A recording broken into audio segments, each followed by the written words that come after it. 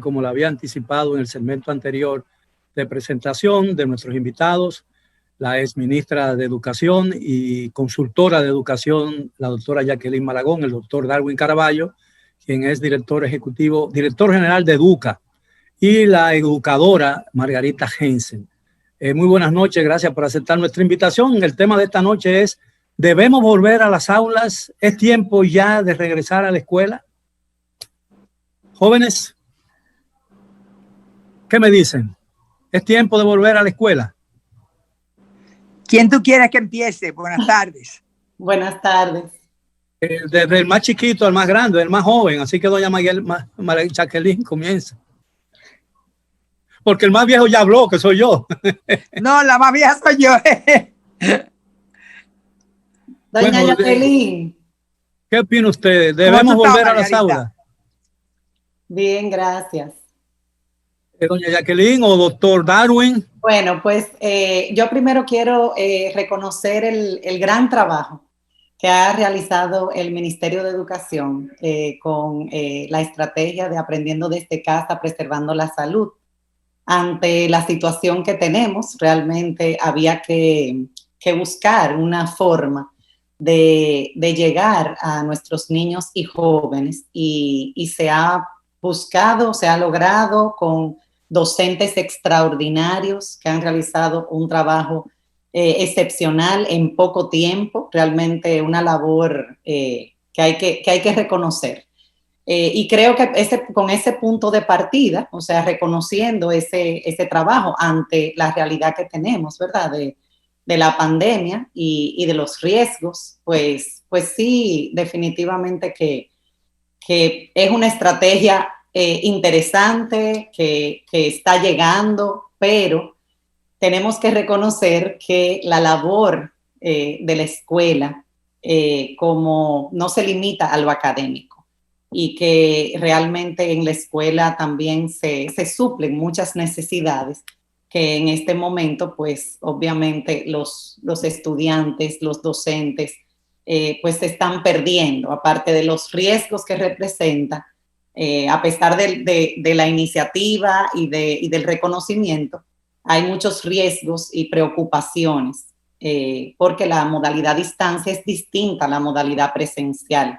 Es una modalidad en la que no hay esa socialización, esa interacción, en la que los estudiantes desde sus hogares tienen que contar con el apoyo de las familias que en su mayoría necesitan salir a trabajar y en muchos casos, como en nuestro país sucede, familias uniparentales, y tal como plantea, creo que el último documento de Educa, estamos viendo alternativas que están surgiendo para responder a la necesidad, que no son realmente las deseables alternativas, o sea, respuestas que están surgiendo para responder a la necesidad de atender a esos niños que se están quedando en la casa y que no necesariamente cuentan con un adulto para que los acompañe. Y pues hay que buscar una manera de responder, de regresar al aula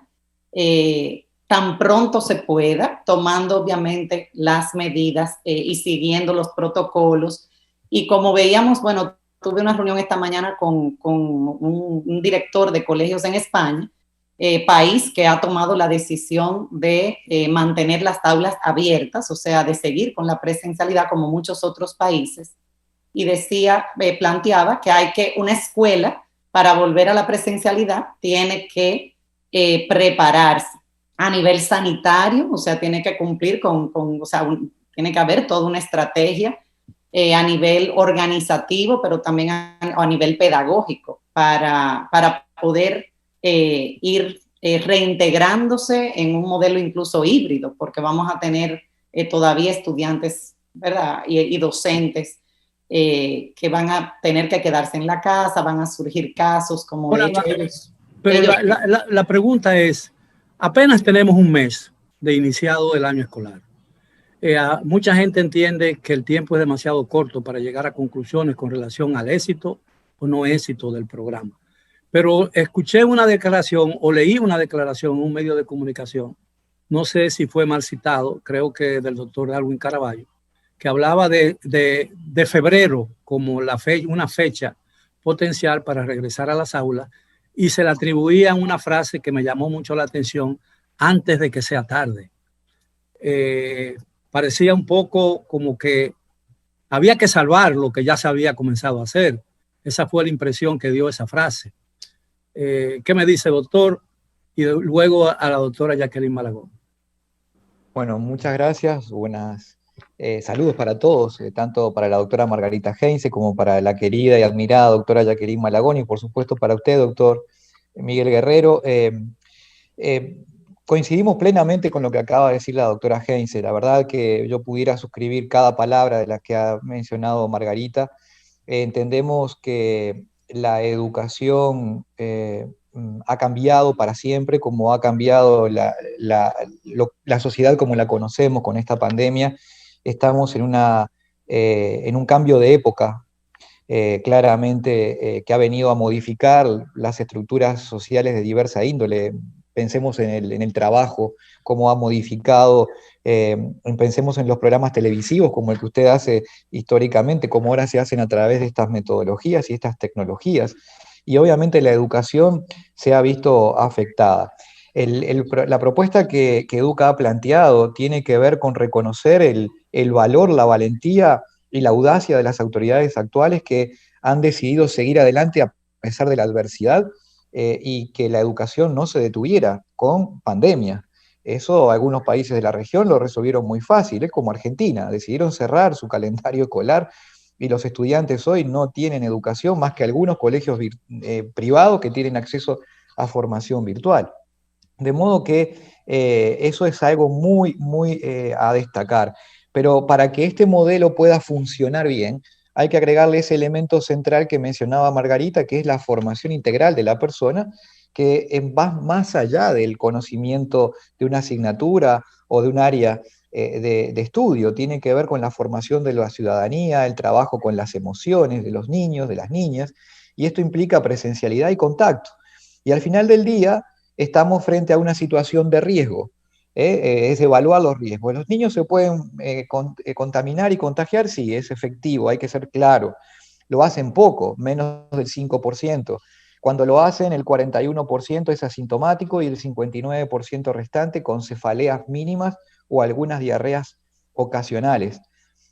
No son vectores de contagio, pero lo que más ha dado la evidencia por tierra, cualquier estrategia de este tipo, es que cuando se cerraron escuelas y se midieron zonas donde las escuelas estaban abiertas versus las que estaban cerradas, la enfermedad se comportó de la misma manera, se expandió y se irradió de igual forma que con apertura de escuelas o escuelas cerradas. Esto es muy relevante porque hoy se está llegando a la conclusión que los niños que se contagian lo hacen más bien en sus hogares y no tanto en la escuela. La escuela es un lugar seguro. Y sobre todo es un lugar seguro para los sectores más vulnerables de la población. Aquellos, como bien señalaba la doctora Heinze, de que no disponen de las condiciones materiales, la estructura familiar. Recordemos que en la República Dominicana 47% de los hogares tienen jefatura de un único adulto, y que de esos, 3 de cada 4 son mujeres, generalmente madres solteras que tienen que salir a trabajar y que no tienen con quién dejar a cuidar.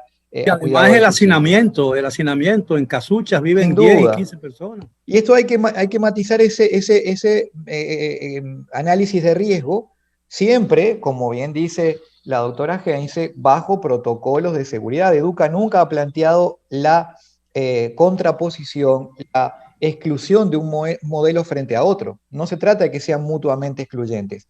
La presencialidad es un elemento necesario e imprescindible para que la estrategia del ministerio cree los resultados que todos esperamos, porque vemos en esta situación una oportunidad para dar ese salto cualitativo hacia la calidad. Y hay un elemento que Margarita también señalaba al comienzo que vale la pena destacar, y con esto concluyo para dar paso a la doctora Malagón, que en esta oportunidad extraordinarios docentes dominicanos hoy están brindando su conocimiento de la misma forma para aquellos estudiantes que residen en Elías Piñas, Gaspar Hernández, como aquellos que hoy también residen en las zonas más favorecidas de Santo Domingo y de Santiago. Esto es un elemento de calidad en la distribución de esa calidad educativa que tanto hemos promovido, y que con un elemento de articulación donde la presencialidad juega un rol, creemos que puede dar resultados positivos. Bien, doctora Malagón, ¿cuál es su opinión? ¿Debemos regresar pronto a las aulas o no? Idealmente debemos regresar pronto a las aulas, pero yo estoy hoy más confundida que nunca, Miguel, porque precisamente en el periódico que manda todos los días, Educa, muy interesante, por cierto, las noticias que nos traen, veo dos cosas contradictorias que me han preocupado muchísimo. Veo que Educa habla de que a partir de febrero en varias provincias con una baja positividad se empiecen las clases presenciales. Si no me equivoco, esas provincias están en áreas muy vulnerables, hablando socioeconómicamente. Y en el mismo periódico aparece el señor ministro, el doctor Roberto Fulcar, diciendo que no habrá presencialidad hasta que el Ministerio de Salud no mande, que no hay peligro en que los niños vayan a la escuela. A mí me preocupa muchísimo, pensando en las escuelas de las áreas vulnerables. Todos sabemos que hay 700, 800 escuelas que no tienen lavamanos, a pesar de que el doctor Fulcar dice que están habilitándolas. Unas 1000 que no tienen sanitarios. Y yo me pregunto, ¿cómo vamos a manejar la protección sanitaria de esos niños si no tienen dónde lavarse las manos, si no tienen dónde hacer sus necesidades? Si las aulas son estrechísimas y no podemos guardar el distanciamiento que el protocolo mínimo manda, y eso me tiene sumamente preocupada. Yo estoy de acuerdo con lo que dice Margarita, pero muy de acuerdo. Y también con lo que dice Darwin, porque estamos hablando de qué es lo ideal. Pero yo no sé si en mi cerebro, por un lado tengo lo ideal y por otro lado tengo lo real. Que las escuelas que Educa está considerando que se abran en febrero sean escuelas que cumplen con todos los requisitos logísticos o desde el punto de vista sanitario, no lo sé, puede que sea posible. Pero yo me pregunto, ¿qué pasa entonces con las otras escuelas? ¿Qué tipo de complejidad vamos a tener? Vamos a tener radio, vamos a tener televisión, vamos a tener cuadernillos, vamos a tener internet, y entonces también vamos a tener presencialidad. Y los colegios privados, que generalmente no se mencionan, no sé si no se mencionan por el famoso tema de las brechas. A mí a veces no me gusta hablar de las brechas porque pienso que en la época de Jesucristo y varios siglos antes también había brechas, había diferencias sociales y vamos a decir hasta económicas, ¿no? Con las monedas que había. Por eso lo sacó del templo a latigazo a mucha gente, ¿no? Así es. Pero, o sea, lo que Margarita dice es cierto. El problema del desarrollo social, del desarrollo emocional del niño es tan importante como el desarrollo intelectual, es decir, el aprendizaje. Pero Xiomara Guante dijo hace un par de semanas, no sé, al día de hoy, que tenían 84 docentes contagiados, de los que van a las aulas sin niños y que desde las aulas estaban atendiendo a la población inscrita o que pertenecía a su aula. No sé cuántos más, si alguno más se ha contagiado. También hablaron de un grupo de niños en varios liceos. La prensa decía varios, no uno. Varios liceos que parece que se reunían unos con maestros, otros sin maestros, a estudiar, grupitos de 5, 6, 7 muchachos, y que se habían contagiado. Entonces, yo pienso que las autoridades dominicanas están priorizando la vida de nuestros estudiantes, sabiendo que tenemos el mandato de que tenemos que educarlo, formarlo, desarrollarlo y aportarles todas las condiciones para que su educación, su formación sea de lo mejor. Pero la vida es lo que viene primero. Yo creo, Miguel, que el gobierno está priorizando la vida. Ahora, los mejores planes chocan muchas veces. tropiezan con la Es realidad. cierto. Tropiezan con la realidad. La más reciente encuesta Gallup decía que el 70% de los hogares no tienen alguna forma de acceso al sistema de educación a distancia, porque no hay suficiente radio, no hay suficiente aparato de televisión, no hay electricidad, no hay internet, no hay conectividad. De manera pues que ese esfuerzo solo podría estar llegando a un 30% de la población estudiantil. Y además a eso se le agrega el hecho de que los padres que tienen la necesidad de salir a trabajar para ganarse el sustento, no pueden atender y no pueden supervisar a sus hijos en el trabajo. Yo creo que estamos ante un grave y un gran dilema que es necesario resolver porque choca con la realidad. Por eso yo creo que tiene sentido la propuesta de Duque en el sentido de que hay que ir ya considerando la posibilidad de volver pronto a la escuela, ¿no? Con todas las medidas que sean necesarias. No las medidas. Miguel, eso no lo discutimos. No. Que tenemos que venir, debíamos ir mañana. El problema es, hay las condiciones para ir mañana a la escuela, que garanticen que los niños, su salud no va a estar en riesgo. Idealmente es que hoy estén en la escuela.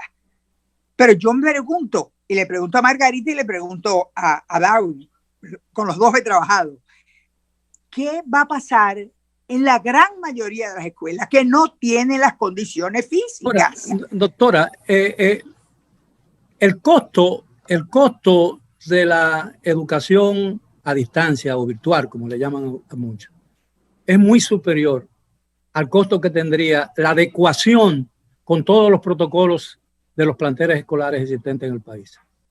Y el dinero que se está... Eso, Miguel, negativo. Eso es negativo. ¿Usted cree? No solo creo, tengo el dato. Bueno, pero la verdad es que el dinero que se está invirtiendo cuando se vuelva a la escuela, ese dinero no se recupera. La reparación de las escuelas es permanente. Ese es el problema que yo lo veo. Y no lo digo, yo lo digo de una perspectiva del ego. Yo no estoy refutando a nada. Yo me hago esa pregunta. Es decir, si estamos ante un dilema de que la educación a distancia no cubre la cobertura total del sistema, y no podemos regresar inmediatamente porque muchas escuelas, no todas, no reúnen las condiciones sanitarias, entonces yo creo que hay que discutir la posibilidad, si sale más barato, readecuar la escuela y permitir con todos los protocolos necesarios que los niños vuelvan a la escuela o seguir con un sistema a distancia que no le llega a todo el mundo. Yo lo digo, eso es una pregunta. Hay países en los que esa ha sido la decisión, pero quizá no tienen las condiciones que muchas escuelas, o sea, quizá no tienen la situación que nosotros tenemos en este país, en el que, como dice doña Jackie, no tienen las condiciones. Margarita, también hay algo, estoy segura que tú, al igual que Darwin y yo, estamos continuamente documentándonos con lo que pasa en lo internacional. Y en lo internacional hay unas grandes contradicciones. Hay países que cierran y que abren, y vuelven y cierran y vuelven y abren. Bueno, en Estados Unidos... yo creo que España es el ejemplo, ¿no? Y Nueva York, por ejemplo, la ciudad de Nueva York abrió la escuela, sí, y volvió a cerrarla. Y creo que la volvieron a abrir.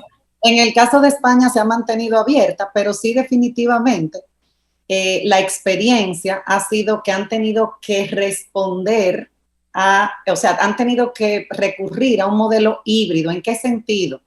Si surgen casos en la escuela, esos casos tienen que ir con ese grupo burbuja a sus hogares. Entonces, desde la escuela se responde de manera presencial a los estudiantes que están, pero al mismo tiempo están trabajando con los estudiantes en sus casas. Entonces, ahora, la pregunta que yo me hago desde mi perspectiva del ego en la materia, y tenemos que hacer, dentro de poco tenemos que hacer una pausa entre 2 minutos, y es el siguiente: el sistema de evaluación que se aplica es lo suficientemente idóneo como para tener una idea cabal de los resultados del esfuerzo, doctor Darwin. Si uno va a juzgar por los resultados de los aprendizajes, las pruebas actuales van a validar si los estudiantes al final del día aprendieron más, igual o menos que en la metodología anterior. Así que allí yo creo que no está el problema. en cómo se va a dar la evaluación. Yo sí siento que para poder desarrollar mejor estos conceptos debemos ordenar la discusión, porque hay muchos temas mezclados. Para nosotros no es presencialidad versus educación a distancia, ¿sí? La escuela cambió, la escuela se modificó a partir de esta pandemia porque se rompió una barrera de resistencia histórica cultural contra el uso de las tecnologías. Hoy hay herramientas que pueden ayudar a trabajar a distancia y este modelo híbrido empieza a surgir en el mundo, un modelo que combina espacios de aprendizaje por fuera del edificio escolar, ¿sí? Bajo otras plataformas y otras metodologías que incluso pueden ser más útiles y más costo efectivas. Es importante entender que vamos a tener mucho más educación y menos escuela, mucho menos edificio escolar. Esa es una de las grandes conclusiones. Y otra cosa que rompió esta pandemia es que el sistema educativo tradicional funcionaba de manera estandarizada. Es decir, todos los modelos, todas las escuelas abrían el mismo hora, de la misma manera, dictaban los mismos cursos, evaluaban el mismo día. Era lo más predecible que pudiéramos tener, pero hoy administramos la incertidumbre. Y ante esta incertidumbre y la diversidad y heterogeneidad de realidades, asignar un único modelo puede significar el peor de los errores. Hay que planificar con criterios generalistas, pero aplicar y ejecutar con criterios locales de acuerdo a la realidad que se plantea. Cuando hablamos de ir a una presencialidad, don Miguel, por supuesto tiene que ser como componente del programa de educación a distancia, con algunas horas de la semana en la que el estudiante interactúa con su docente, con otros maestros, y que por supuesto están dadas las condiciones de seguridad sanitaria. Doña Jacqueline planteaba, y si no hay agua, ahí no se puede abrir, evidentemente. Si no hay las condiciones mínimas de seguridad, si en una de estas escuelas se abrió la posibilidad de asistencia parcial y progresiva, aparece un foco de contagio, ahí hay que cerrar esa escuela. Los modelos hoy, solo termino con esto, don Miguel, los modelos hoy exigen ir tanto adelante como se pueda en la presencialidad y tan atrás como sea necesario. Darwin, yo estoy totalmente de acuerdo, porque tenemos que hacer una pausa, pero yo voy a dejar una pregunta en el aire. Es decir, yo estoy totalmente de acuerdo con el doctor Darwin y con los tres, en el sentido de que tenemos que aprovechar la tecnología para modificar el sistema educativo, que es muy arcaico. Pero vuelve otra vez el choque con la realidad. La pandemia nos encontró desprevenidos. No estábamos preparados para ese salto. Vamos a hacer una pausa, si ustedes me lo permiten, y cuando regresemos, le dejé una pregunta en el aire para que sigamos conversando sobre este tema que es de fundamental para el presente y el futuro de la República Dominicana. Regresamos después de la pausa.